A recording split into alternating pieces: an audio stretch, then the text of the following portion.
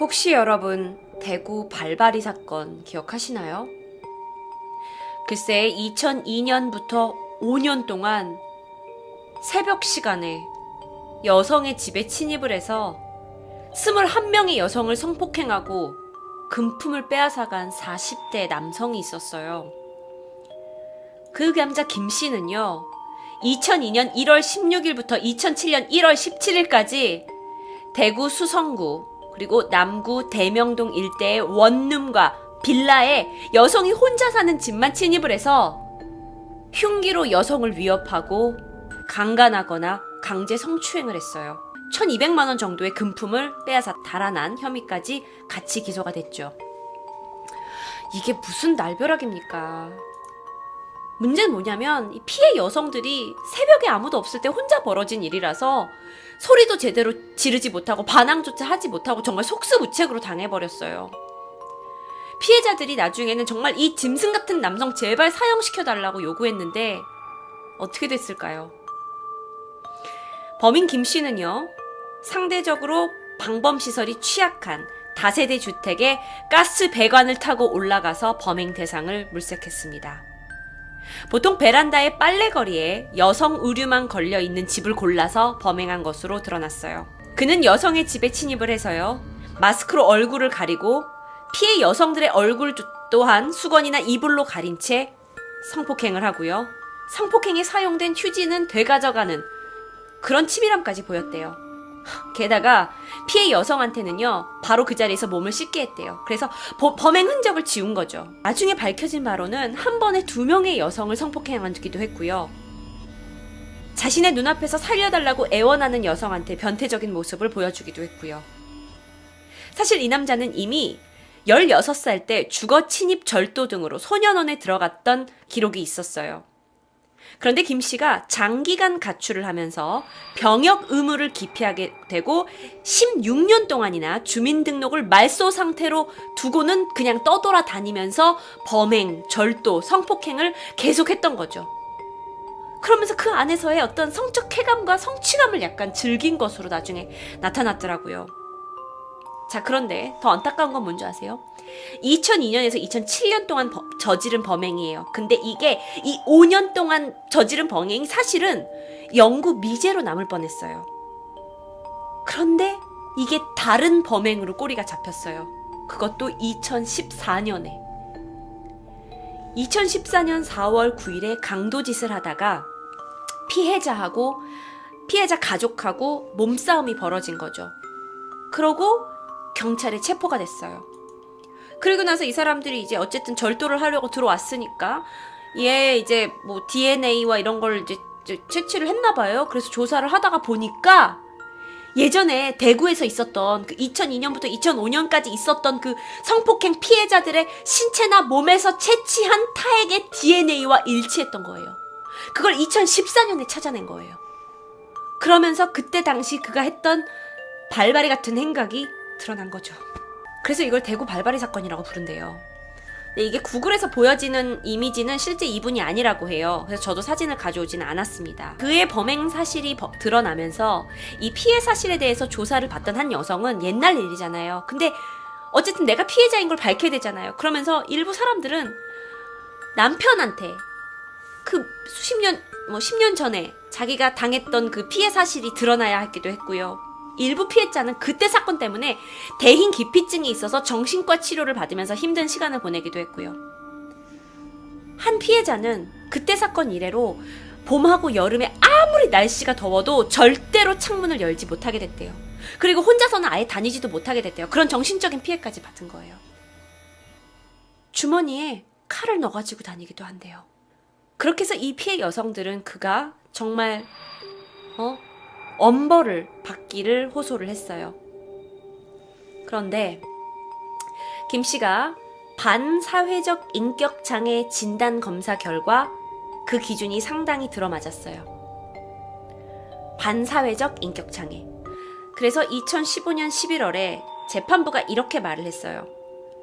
피고인을 사회로부터 영구히 격리시키는 중형에 처해야 할 것은 충분히 인정되지만 이 피고인의 범행이 생명을 침해하거나 또는 중대한 상해를 입힌 결과가 발생하지 않았기 때문에 인간의 생명 자체를 박탈하는 사형은 여기서 약간 우리나라에선 아직 예외적인 형별이라는 점을 고려해서 무기징역을 선고하게 됩니다.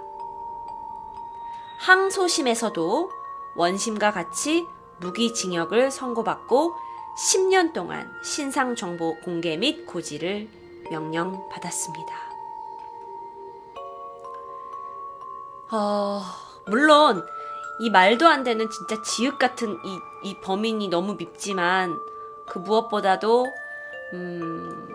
어디 가서 제대로 말도 못했을 이 피해 여성 다시 한번 좀 생각하게 되고 안타깝고요.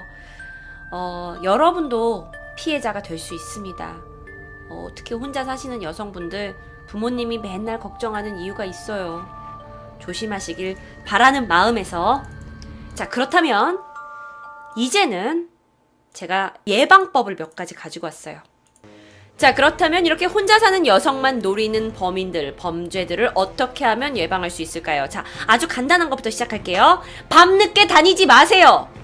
네, 안 된다고요? 네, 알아요. 근데 여러분 조심하셔야 돼요. 자 그런 분들을 위해서 제가 이런 걸 추천합니다. 안심귀가 스카우트라는 게 있어요. 이게 다산 콜센터 국번 없이 120번 또는 여성 안심기가 스카우트 앱을 이용하시면 돼요. 그래서 신청을 하시고 자기가 혹시나 되게 골목골목을 거쳐야만 자신이 혼자 사는 집에 들어간다 라고 하시면 여기를 이 어플리케이션을 통해서 신청하시고 도착 시간을 확인을 하신 후에 그렇게 하시면 사전에 교육이 되고 신상 조회를 마친 이 지역에 살고 있는 노란 유니폼의 스카우트 두세 분이 여러분의 밤길을 동행해 준다고 합니다. 이거 나라에서 아마 지원하는 것 같은데 굉장히 좋은 프로그램이에요. 그래서 이렇게 이 같은 동네에 살고 있는 여러분이 믿을 수 있는 분이 동행을 해주시니까 이런 좋은 정보 혹시 내가 조금 불안한 동네에 살고 있다 하시면 이런 안심귀가 스카우트 어플리케이션 이용하시기 바래요. 또 하나 여러분이 새로운 집에 들어가셨다면 반드시 비밀번호 바꾸세요. 왜냐면 이 집주인의 범죄 우려도 있고요. 이 집에 살던 전 사람의 범죄가 발생할 우려가 있어요. 그렇기 때문에 저도 솔직히 말하면 지난번에 막 그냥 귀찮아서 번호 안 바꾸고 그랬거든요. 근데 이 집 번호 바꾸는 거 굉장히 중요합니다. 또 다른 게 있어요. 뭐냐면 뭐 아시겠지만 혹시 이런 게 없다면 요런 거 여러분 장치를 해 놓으시는 게 굉장히 좋아요.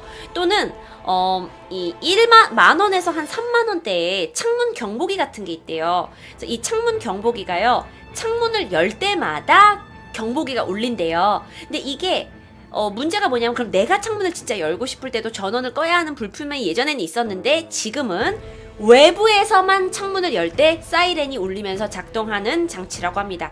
높지 않은 가격에 여러분이 구매를 하실 수가 있어요. 진짜 이건 여성이라면 진짜 들어야 돼. 자, 그리고 연립 다세대 같은 거 사시는 분들 밖에 창문 있잖아요. 근데 이제 그게 쇠창살이 만약에 없는 경우에는 이게 그렇게 비싸지 않아요. 한 1,000원에서 5,000원대에 창문 스토퍼를 검색하세요. 창문 스토퍼는 이렇게 설치를 해놔서 바깥이나 내부에서도 창문을 내가 원하는 만큼만 열 수 있게 만드는 거예요. 그러니까 누가 침입을 할 수가 없겠죠. 더 이상 열리지 않으니까요. 또 다른 방법으로는요. 아주 단순한 건데요. 집에 남자 냄새를 풍기게 해야 돼요. 그러니까 진짜 남자 냄새가 나게 하라 이게 아니라 신발 누는 데다가 남자 신발을 두거나 뭐 가족 아빠 신발이나 애인 신발을 둔다거나 새 거 말고 신던 걸로 또는 빨래 건조대에다가 여러분의 속옷 여러분의 옷만 두지 말고 남자 옷, 뭐 런닝 같은 것도 걸어 두시는 것도 하나의 방법이 될 수 있어요. 왜냐면 이게 사실 내가 그냥 말했다면 웃겨요 뭘 그런 것까지 해요 할 수 있지만 우리 지금 오늘 금요 사건 파일을 통해서 정말 이런 사건들이 주변에 발생한다는 거 아시잖아요. 그래서 새겨 들으셔야 돼요. 자, 더 좋은 방법도 한 가지 있어요. 제가 요거 진짜 추천해드리고 싶은데 이거 다이소에도 판매를 한대요. 이게 가짜 CCTV예요. 그래서 모형인데 되게 싸요. 이거 비싸지 않대요. 요 가짜 CCTV를 집 근처에다가 마치 나는 이런 시스템을 해놓은 것처럼 해놓을 수도 있겠죠. 하지만 이건 가짜입니다, 여러분. 만약에 진짜 사건이 발생했을 땐 이건 무용지물이긴 해요. 자, 그 외에는요, 여러분. 여성 지킴이 집이라는 게 있어요. 자, 이런 거예요. 자, 여러분이 편의점 같은 데 가시면 요렇게 노란색, 요 크게 보여드릴게요. 요렇게 노란색 표시가 돼 있는 게 있을 거예요. 여성 안심 지킴이 집. 요 표시가 있는 편의점을 주목하세요. 서울에 800여 개의 24시간 편의점에 위급 상황 시 여성이 대피할 수 있도록 지정되어 있는 장소예요. 그래서 이 지정이 되어 있는 곳은 여성이 이 편의점 우측 상단에 이 마크가 붙어 있대요. 근데 요즘 공중 화장벨, 비상벨도 있는 정도니까 이게 요즘 좀 나라에서 많이 이런 걸 하고 있는 것 같아요. 그래서 이곳은 어쨌든지 간에 여러분이 혹시나 나쁜 일을 당하셨을 때 여러분을 지켜줄 수 있는 최소한의 장소라고 생각을 하시면 되겠습니다. 자, 그 외에 또 한 가지 여러분이 맨날 봤을 텐데 그냥 넘겨갔을 곳일 것 같아요. 자, 여러분 택시 타시면 그 앞에 자리 안쪽에 이런 거 붙어 있는 거 아시죠? 서울특별시 택시 안심 서비스. 이게 뭐냐면요, 여러분. 저기 핸드폰 마크 있잖아요. 여기다가 여러분의 핸드폰을 갖다 대세요. 그러면 이게 서울에 72,000여 대의 택시 안에 이게 들어있대요. 여기다 핸드폰을 갖다 대기만 하면 현재 위치와 차량 번호, 그리고 출발 위치, 그리고 소요 시간까지 여러분의 보호자한테 전송이 되는 시스템이래요. 솔직히 말해서 저는 아직 한 번도 안 써봤어요. 근데 저도 다음에 서울 택시를 한번 타게 되면, 그래서 저는 경기도에 사는데 서울에서 택시를 타고 경기도까지 오게 되면 저도 한번 꼭 써볼 생각이에요. 왜냐면 어떻게 쓰는지도 모르면 사건이 이미 벌어지면 이게 다 무슨 소용이에요. 안 그래요? 자, 그리고 또 한 가지 있어요. 이건 정말 안타깝지만 택배를 주고받는 상황에서도 사건이 되게 많이 발생해요. 특히 이제 여성 혼자 살면 바쁘고 이러면 택배를 이제 혼자 받게 되잖아요. 그래서 이제 서울의 곳곳에 설치가 되어 있어요. 여성 안심 택배 서비스 이런 게 있대요. 또는 이렇게 무인 택배 서비스 이런 게 있어서 여기를 가지고 여러분이 택시를 이제 택배 아저씨하고 1차적으로 만나지 않고서도 받을 수 있대요. 또는 그냥 대문 앞에 놔달라고 하거나 근처 편의점에 맡겨달라고 하거나 하는 것도 방법이 될 수 있고요. 자, 여러분 어쩌면 요즘 안전불감증이라고 하죠. 사실 부끄럽지만 제가 그 당사자인 것 같아요. 저 귀신도 안 무서워하고 하는 스타일이라 뭐 그런 사건이 뭐 나한테 일어나겠어? 이렇게 생각을 했지만 정말 오늘 제가 첫 번째 말씀드렸던 그 짜장면 배달 하시는 분 있잖아요. 그 막 집 밖에 서 있는 거, 제가 그걸 보고 정말 온몸에 소름이 돋았거든요. 근데 오늘 이 방송을 통해서 여러분, 이 사건이 꼭 남의 일만은 아닐 수 있다. 미리 예방하고 준비하는 자세를 가지고 있었으면 좋겠습니다.